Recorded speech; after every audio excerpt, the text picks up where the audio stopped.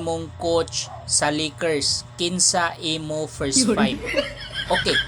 So kung ako gyud no, ang pilion sa Lakers nga mahimong head coach nila, ang ako yung pilion ang 2025 first round pick nga si Dalton Knecht ug ang 2025 second round pick sa Lakers nga mao si Bronny James, ang anak ni Michael Jordan. Mao na siya ako ang i-first five.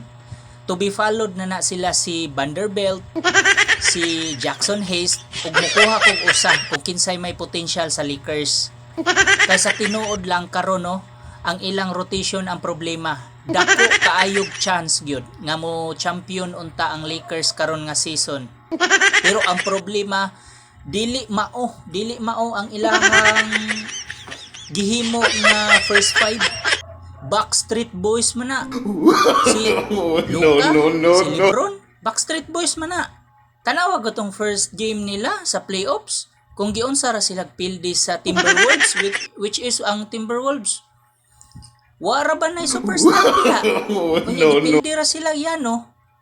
Mauna siya. Kung ako, kato kong giingon ganina, i-priority gid nila si Bronny James gid o si Dalton Knecht. First og second round pick sa 2025 drafts sa Lakers.